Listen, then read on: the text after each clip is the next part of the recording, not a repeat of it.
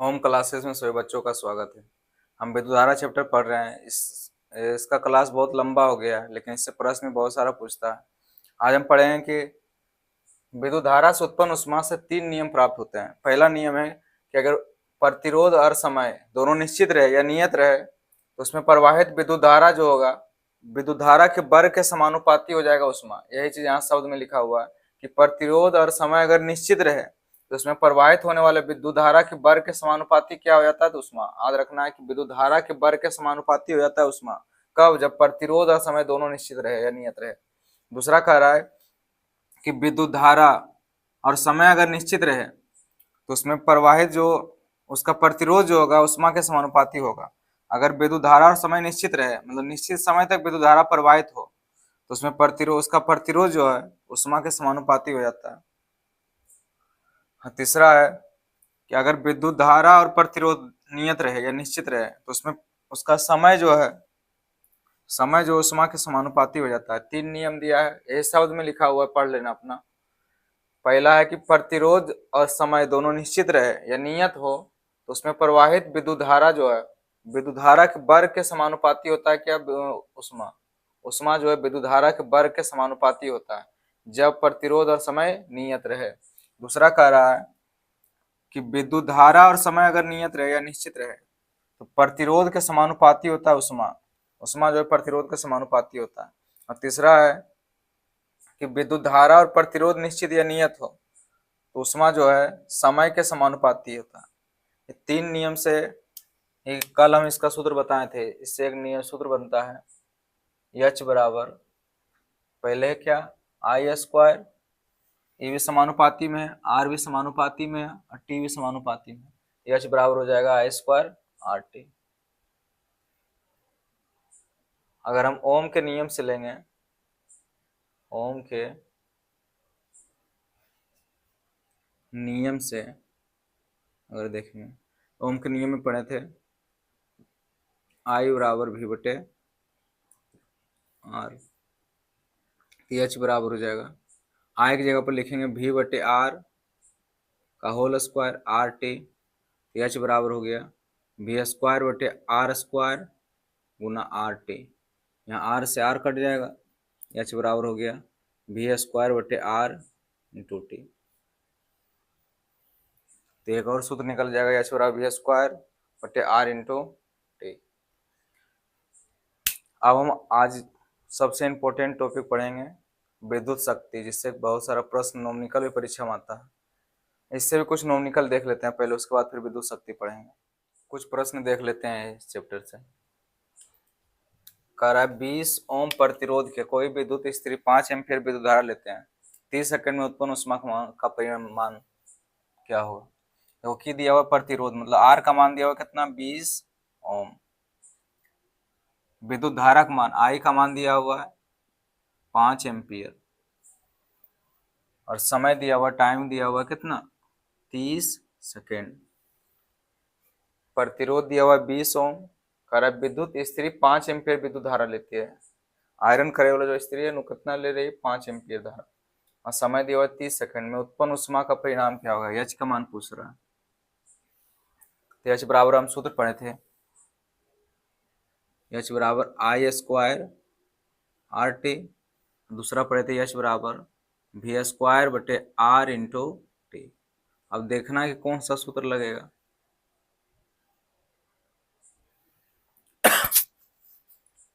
H बराबर I square R T, दूसरा H बराबर बी स्क्वायर बटे आर इंटू टू। देखो तो यहाँ दिया हुआ आर दिया हुआ, आई दिया हुआ, टी दिया हुआ, आर आई टी दिया हुआ। इसका मतलब पहला लगेगा एच बराबर आई स्क्वायर आर टी। हम लिखेंगे एच बराबर आई स्क्वायर आर टी। आई का मान दिया हुआ कितना, 5 एम्पियर, तो 5 का स्क्वायर हो जाएगा। आर का मान दिया हुआ 20 गुना दिया, समय दिया हुआ 30 सेकेंड। तो एच बराबर हो गया 5 का स्क्वायर 25 इंटू 20 इंटू 30। ये हो गया 25 दूनी 50, 50 दिया 150 और 2 जीरो। उष्मा कैसा है, मात्रक की होता है जूल, तो जूल लिखेंगे। इसे हम लिख सकते हैं 1.5 हो गया 1 2 3 4 और गुना 10 पर पावर 4 जूल। यह आंसर हो जाए 1.5 गुना 10 पावर 4 जूल। अब एक दूसरा प्रश्न देखते हैं। कह रहा है किसी 4 ओम प्रतिरोध से प्रति सेकंड 100 जूल उष्मा उत्पन्न होती है। मतलब प्रतिरोध दिया हुआ है 4 ओम और उष्मा दिया हुआ है 100 जूल। तो कह रहा है कि प्रतिरोधक के सिरों पर विभवांतर ज्ञात करें। विभवांतर निकालना है।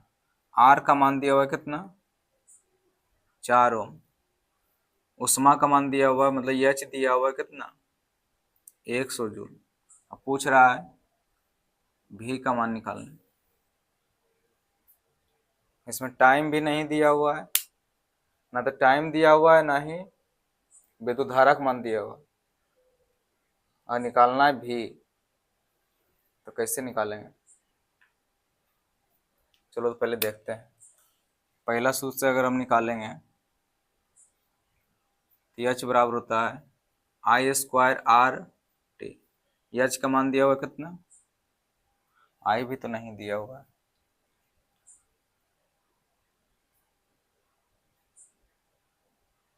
कह रहा है किसी 4 ओम प्रतिरोधक से प्रति सेकंड, अच्छा टाइम कह रहा है प्रति सेकंड, मतलब 1 सेकंड में 100 जूल उष्मा निकलता है। टाइम दिया हुआ है 1 सेकंड, मतलब प्रति सेकंड का मतलब टाइम कह रहा है 1 सेकंड। एच का मान दिया हुआ है कितना, 100 जूल।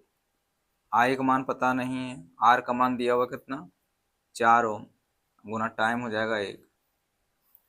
ये 4 इधर जाके हो जाएगा, आई स्क्वायर बराबर लिखेंगे 100/4। ये कट गया 25 दान में। आई स्क्वायर बराबर हो जाएगा 25। आई बराबर निकलेगा √25, मतलब आई का मान आ गया 5। यहाँ से निकाले हम विद्युत धारा। हमको कह रहा है कौन सी, वोल्टेज निकालना। अब हम लगा लेंगे ओम का नियम से, अगर निकाले तो निकल जाएगा। ओम का नियम से निकाल लेते हैं। ओम के नियम से पढ़े थे भी बराबर आई इंटू आर। भी निकालना, आई का मान आ गया कितना, 5, और आर का मान दिया हुआ है 4 ओम। यहाँ से भी बराबर हो जाएगा 5 के 20। वोल्टेज हो गया 20 वोल्ट। कह रहा था क्वेश्चन में कि 4 ओम प्रतिरोध से प्रति सेकंड, प्रति सेकंड मतलब 1 सेकंड, हर 1 सेकंड जो है 100 जूल उष्मा उत्पन्न हो रही है। तो प्रतिरोधक के सिरों पर विभवांतर, कितना विभवांतर जो है, विभवांतर वही ज्ञात करना है। आर का मान दिया हुआ 4 ओम, एच दिया हुआ था, वोल्टेज मतलब विभवांतर निकालना था, प्रति सेकंड मतलब 1 सेकंड में इतना था।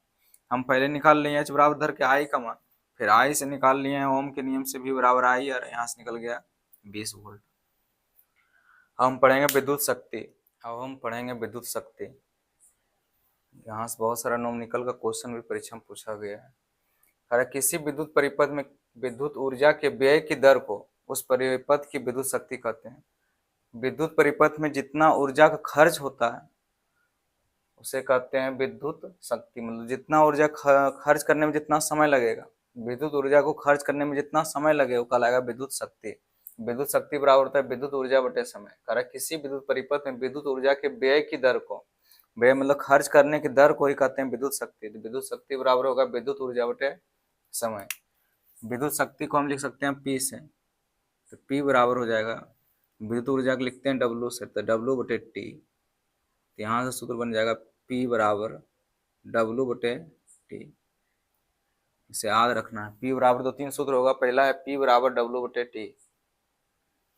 अब हम लिख सकते हैं इसको। हम W बराबर पढ़े थे, क्योंकि W बराबर होता है I स्क्वायर RT। W बराबर I स्क्वायर RT, तो P बराबर हो जाएगा I स्क्वायर RT/T। यहाँ से T से T कट गया, तो P बराबर हो जाएगा I स्क्वायर R। यहाँ से दूसरा निकल गया, P बराबर हो जाएगा I स्क्वायर R। पहला सूत्र है P बराबर W/T, दूसरा सूत्र है P बराबर I स्क्वायर R। अब हम अगर ओम के नियम से देखें, ओम के नियम से, ओम के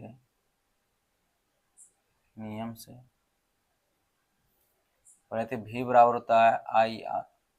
ओम के नियम में पढ़े थे V बराबर होता है IR। तो ओम के नियम से अगर निकालेंगे तो P बराबर हम लिख सकते हैं, P बराबर होता है I स्क्वायर R।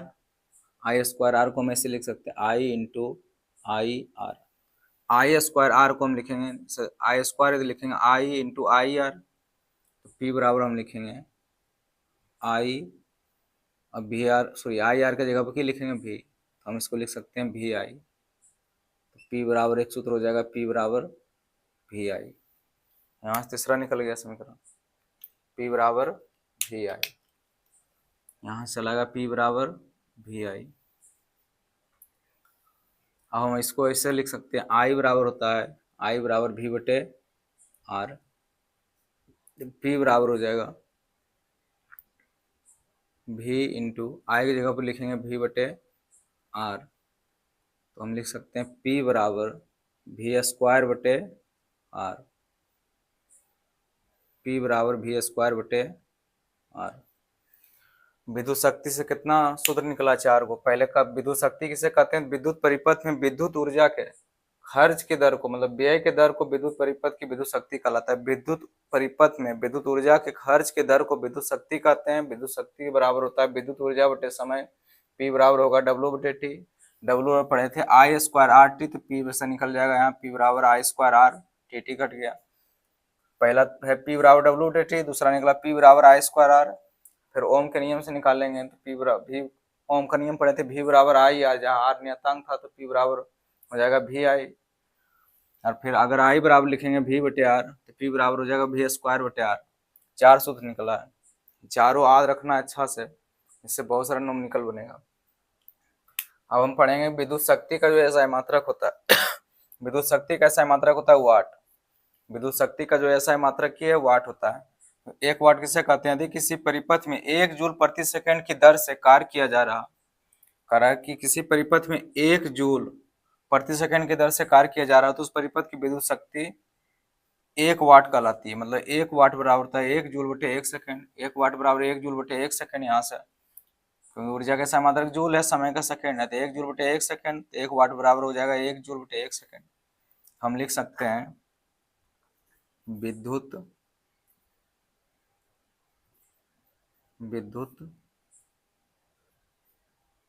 शक्ति का SI मात्रक, विद्युत शक्ति का SI मात्रक होता है वाट, वाट को लिखते हैं डब्ल्यू से, इसे भी याद रखना है। विद्युत शक्ति का SI मात्रक हो जाएगा वाट, 1 वाट का परिभाषा भी लिख दिया। अब इसका न्यूमेरिकल बहुत सारा देखेंगे। विद्युत ऊर्जा का जो व्यवहारिक मात्रक होता है किलोवाट घंटा। चलो हम देखते हैं इसे। करा विद्युत ऊर्जा का व्यवहारिक मात्रक किलोवाट घंटा है, जिससे हम बोलचाल की भाषा में यूनिट भी कहते हैं। कहते हैं 1 यूनिट बिजली आया तो यूनिट जो है किलोवाट घंटा को कहते हैं 1 यूनिट। 1 किलोवाट घंटा बराबर हो जाएगा 1000 वाट्स घंटा। अब 1000 वाट और घंटा को सेकंड में बदलेंगे, लिखेंगे 3600 सेकंड। 1 किलोवाट घंटा बराबर हो जाएगा 3.6 वाट सेकंड, जिससे हम 3.6 वाट सेकंड को जूल लिखेंगे। मतलब 1 यूनिट 1 किलोवाट घंटा बराबर होता है 1 यूनिट, और 1 यूनिट को लिखेंगे 3.6 जूल। हम देखते हैं, हम विद्युत शक्ति से कुछ प्रश्न देखते हैं जो कि परीक्षा में पूछा गया है। कह रहा है कोई विद्युत बल्ब 220 वोल्ट के विद्युत स्रोत से संयोजित करने पर 0.50 एम्पियर विद्युत धारा लेती है, तो बल्ब की शक्ति ज्ञात करें। और वोल्ट का मान दिया हुआ कितना 220 वोल्ट से संयोजित करने पर 0.50 एम्पियर का विद्युत धारा, आई का मान दिया हुआ 0.50 एम्पियर। कह रहा है कि विद्युत शक्ति ज्ञात कर, बल्ब की शक्ति निकालना है, इसका मतलब पावर पूछ रहा है, पी का मान। हम शक्ति बराबर सूत्र पढ़े थे, पी बराबर होता है डब्ल्यू बटे टी, फिर पी बराबर पढ़े थे वी आई, पी बराबर वी स्क्वायर बटे आर, और 1 किलोवाट घंटा बराबर पढ़े 3.6 जूल। तो हम देखना है कि वी और आई का संबंध बता रहा है, पी बराबर सूत्र होता है, जब तक सूत्र याद नहीं रहेगा कोई उपाय नहीं, सूत्र याद रखना होगा। पी बराबर वी आई, वी का मान दिया हुआ 220 वोल्ट और आई का मान दिया हुआ 0.50, दशमलव उड़ाएंगे नीचे लिखेंगे 2 जीरो, ऐसे इसका कोई वैल्यू नहीं होता 0, लेकिन फिर भी लिख दिए हैं। ये हो जाएगा 110, पावर शक्ति का सही मात्रक होता है वाट, 110 वाट हो गया। अब दूसरा क्वेश्चन दिया हुआ है, एक 40 वाट के बिजली के बल्ब को 220 वोल्ट के स्रोतों से जोड़ा जाता है, तो बल्ब से प्रवाहित धारा का मान पूछ रहा है। 40 वाट दिया हुआ, मतलब पी का मान दिया हुआ कितना 40 वाट, भी का मान दिया हुआ 220 वोल्ट, प्रवाहित धारा आई का मान पूछ रहा है, तो वही सूत्र लगाएंगे, P बराबर होता है V आई। P का मान दिया हुआ कितना 40 वाट, V का मान दिया हुआ 220 वोल्ट, गुना I का मान पता नहीं है। I बराबर लिखेंगे 40/220। I बराबर हो जाएगा 2/11। अब विद्युत धारा के सही मात्रक होता है एम्पियर में, तो I बराबर हो गया 2/11 एम्पियर। यही हो गया है।